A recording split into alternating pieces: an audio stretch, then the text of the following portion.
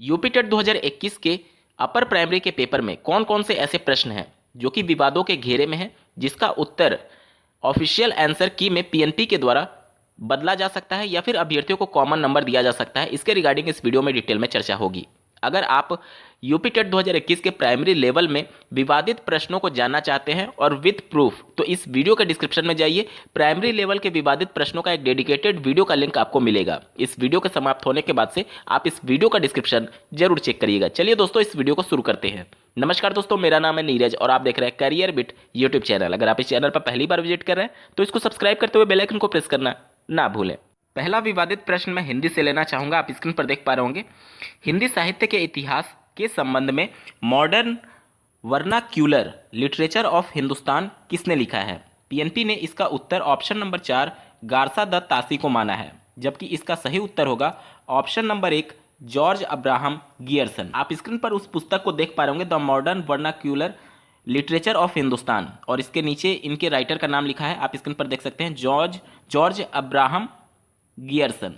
तो जब पीएनपी के द्वारा रिवाइज्ड आंसर की जारी किया जाएगा तो चौथे ऑप्शन को गलत करते हुए इनके द्वारा पहले ऑप्शन को सही कर दिया जाएगा। ठीक है, इसमें ध्यान रखिएगा, कॉमन नंबर नहीं मिलेगा, सिर्फ विकल्प ही चेंज किया जाएगा पीएनपी के द्वारा। और जिन्होंने option number 1 George Abraham Gierson लगाया होगा उनको 1 नंबर मिलेगा। दूसरा विवादित प्रश्न भी हिंदी से ही था। आप स्क्रीन पर देख पा रहे होंगे, सुई का तत्सम रूप पूछा गया था। अगर पीएनपी के द्वारा ऑफिशियल आंसर की बात की जाए तो इन्होंने ऑप्शन नंबर 3 सूची सही उत्तर माना है। एक बुक का आप प्रमाण देख सकते हैं, सुई का जो यहाँ पर तत्सम दिया गया है वो सूची दिया गया है।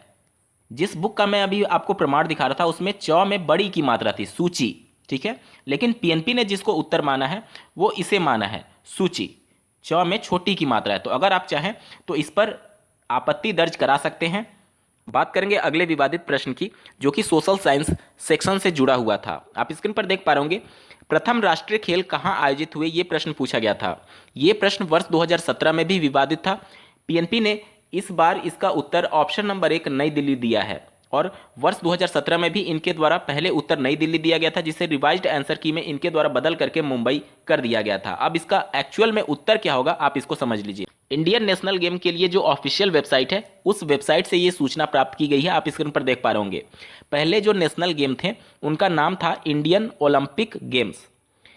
आज़ादी से पहले पाकिस्तान और इंडिया दोनों एक ही में थे और ये एक ही साथ आयोजित कराई जाती थी। सबसे पहले जो इंडियन ओलंपिक गेम हुआ था वो 1924 में हुआ था। कहाँ पर आप देख सकते हैं, लाहौर में, जो कि पाकिस्तान में है। ठीक है, उसके बाद से इसका नाम बदल दिया जाता है। देखिए, पहले इसका नाम था इंडियन ओलंपिक गेम और इसके बाद से इसका नाम बदल दिया गया। आप स्क्रीन पर देख पा रहे होंगे, यहाँ से इसका नाम हो गया नेशनल गेम, और इसी नेशनल गेम के बारे में पूछा गया था। तो जब नेशनल गेम नाम हो गया तो इसके बाद जो इसका पहला आयोजन हुआ था वो बॉम्बे में हुआ था, मुंबई में हुआ था। कब? 1940 में। और यही प्रश्न में पूछा गया था कि नेशनल गेम का प्रथम आयोजन कहाँ हुआ था, तो आपका उत्तर हो जाएगा मुंबई। वर्ष 2017 में भी पीएनपी ने रिवाइज्ड आंसर की में मुंबई को सही माना था। आप अगर चाहें तो इस पर आपत्ति दर्ज करा सकते हैं। अपर प्राइमरी के एक और हिंदी के प्रश्न में अभ्यर्थियों को थोड़ा सा कंफ्यूजन है इस प्रश्न को लेकर के। आप स्क्रीन पर देख पा रहे होंगे, निम्नलिखित में अभिवृत्त्यात्मक उद्देश्य है। सभी अभ्यर्थियों का यह तर्क है कि ऑप्शन नंबर 1 स्वानुभूत विचारों व भावों की अभिव्यक्ति करना इसका सही उत्तर होना चाहिए, जबकि पीएनपी ने जो इसका उत्तर माना है ऑप्शन नंबर 2 को माना है भाषा और साहित्य में रुचि। एक्चुअल उत्तर क्या है इसके सापेक्ष मैं आपको एक बुक का प्रमाण दिखाना चाहता हूं।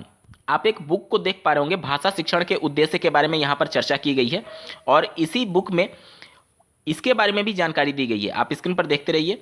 यहाँ पर देखिए, दूसरा दिया गया है कौशलात्मक उद्देश्य, और तीसरा दिया गया है रसात्मक एवं समीक्षात्मक उद्देश्य, चौथा दिया गया है सृजनात्मक उद्देश्य, और इसी के नीचे जब आप जाएंगे तो यहाँ पर देखिए पांचवा इसका दिया गया है अभिवृत्त्यात्मक उद्देश्य, और यही परीक्षा में आपसे पूछा गया था।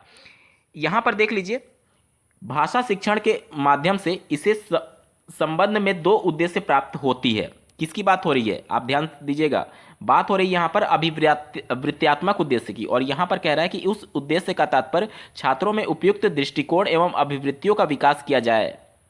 भाषा शिक्षण के माध्यम से इस संबंध में 2 उद्देश्यों की प्राप्ति होती है। पहला इनके द्वारा कहा गया है भाषा और साहित्य में रुचि। ठीक है, यहाँ पर 2 उद्देश्य की बात की गई है। पहला कहा गया भाषा और साहित्य में रुचि, और दूसरा कहा गया सद वृत्तियों का विकास, यानी अच्छे वृत्तियों के विकास।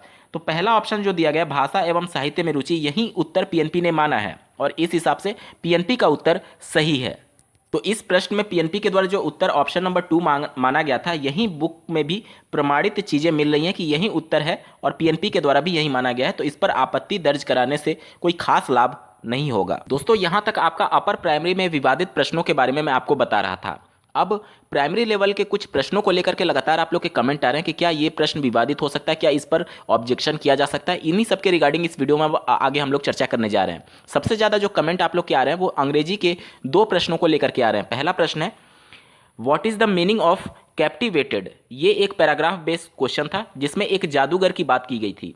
यहाँ पर इसका मतलब पूछा जा रहा है कि ये कैप्टिवेटेड का मतलब क्या होगा। कैप्टिवेटेड का हिंदी में अर्थ होता है मोहित करना। जैसा कि आप लोग पैराग्राफ को पढ़े होंगे तो जो जादूगर था वो अपने जादू से लोगों को मोहित कर लिया। अब इसी मोहित करने का आपसे अर्थ पूछा जा रहा है क्या होगा। पीएनपी ने जो इसका उत्तर माना है वो ऑप्शन नंबर 4 अरेस्टेड को माना है। क्यों? क्योंकि पीएनपी ये मान करके चल रही है कि कैप्टिवेटेड मतलब कि मोहित कर लेना, यानी कि जादूगर जो था वह अपने जादू से सबको अपने जाल में एक तरीके से, अरेस्ट मतलब क्या होता है, कैद कर लेना, और जादू से वो मोहित करके अपने जाल में एक तरीके से कैद कर लिया था। इसी सेंस में इसने पीएनपी ने इसका उत्तर अरेस्टेड दिया है। अब अभ्यर्थियों का दावा है कि क्या इसका उत्तर एस्टोनिश्ड हो सकता है। देखिए, एस्टोनिश्ड का मतलब होता है आश्चर्यचकित होना, ठीक है, और कैप्टिवेटेड का मतलब होता है मोहित करना। तो दोनों में कोई खास कनेक्शन तो नहीं लग रहा है, लेकिन हाँ हो जरूर सकता है, क्योंकि इस सेंस में भी कहा जा सकता है कि वो अपने जादू से लोगों को आश्चर्यचकित कर दिया।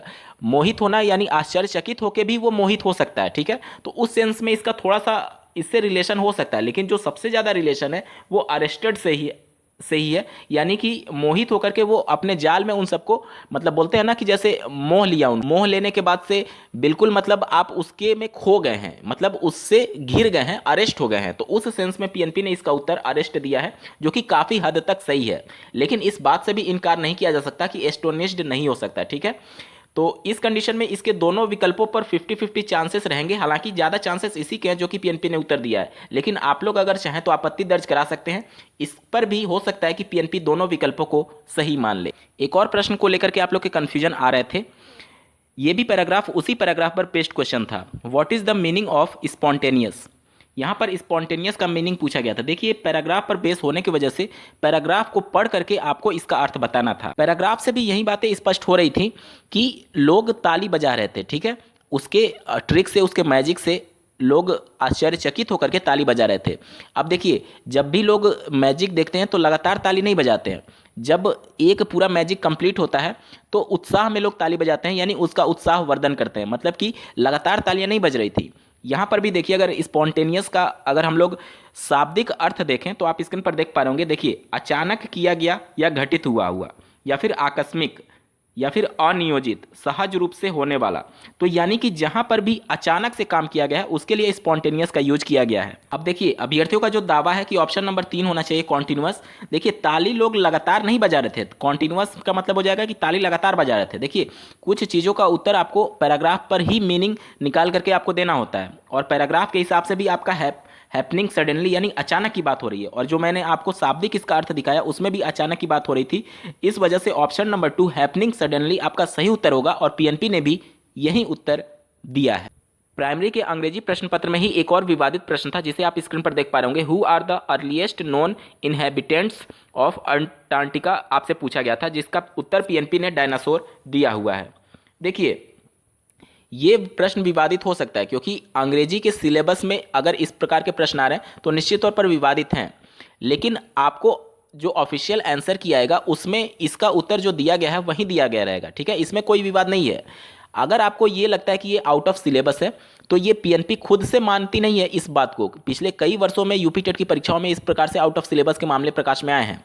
तो अगर आप इसको आउट ऑफ सिलेबस सिद्ध करना चाहेंगे तो आपको कोर्ट का सहारा लेना पड़ेगा। बिना कोर्ट के सहारे के आप पीएनपी को ये सिद्ध नहीं कर पाएंगे, या यूं कहें कि वो मानेगी ही नहीं कि ये आउट ऑफ सिलेबस है। जबकि अंग्रेजी में इस प्रश्न का कोई औचित्य नहीं बनता था, इस वजह से ये प्रश्न विवादित है। तो अगर आपको लगता है कि आप कोर्ट में लड़ सकते हैं तो इसके सापेक्ष कोर्ट में जा सकते हैं। ये आउट ऑफ सिलेबस अगर कोर्ट मानती है तो निश्चित तौर पर आपको इसका एक कॉमन अंक सभी अभ्यर्थियों को दिया जा सकता है। एक और विवादित प्रश्न आप लोग के द्वारा कमेंट करके बताया जा रहा है कि ये MPPI नहीं बल्कि MM PI है। तो क्या इस कंडीशन में PNP इसको गलत प्रश्न मानेगी? देखिए, वर्ष 2019 का जो यूपी टेट का पेपर हुआ था उसमें भी कई प्रश्न इस प्रकार से गलत मिसप्रिंट किए गए थे। तो इन प्रश्नों को PNP गलत नहीं मानती है, ठीक है। अगर हाँ विकल्प में कुछ गड़बड़ी होती या फिर इनके उत्तर में कुछ गड़बड़ी होता तो PNP मानती, लेकिन मिसप्रिंट वाले प्रश्नों को वो गलत नहीं मानती है। इसी प्रकार से 2019 में भी 2 प्रश्नों में इस प्रकार का विवाद था, जो कि मामला अभी तक कोर्ट में लंबित है और अभी तक अंतरिम रूप से कोई उसमें आदेश पारित नहीं हुआ है, अभी तक सुनवाई भी कंप्लीट नहीं हुई है। तो इन सभी चीज़ों को आप नज़रअंदाज करें। जिसमें आपको 100% लगता है, ये तो चूंकि मिसप्रिंट था इस वजह से इस PNP को कंसीडर भी नहीं करेगी, ठीक है। जिन प्रश्नों में आपको 100% लगता है कि आप के पास पर्याप्त साक्ष्य हैं तो आप उसी के सापेक्ष ऑब्जेक्शन फाइल करिएगा, अन्यथा की कंडीशन में 500 रुपये आपके डूब जाएंगे। आपको ये वीडियो कैसा लगा कमेंट करके जरूर बताइएगा। साथ ही प्राइमरी लेवल के कौन से विवादित प्रश्न हैं जिस पर आपको 100% कॉमन अंक या फिर प्रश्न का उत्तर PNP चेंज कर सकती है, इसके रिगार्डिंग डेडिकेटेड वीडियो का लिंक आपको इस वीडियो के डिस्क्रिप्शन में मिलेगा। आप इस वीडियो के बाद इस वीडियो का डिस्क्रिप्शन जरूर चेक करिएगा। इस वीडियो को देखने के लिए आपका बहुत बहुत धन्यवाद। भगवान करे आपका दिन शुभ हो।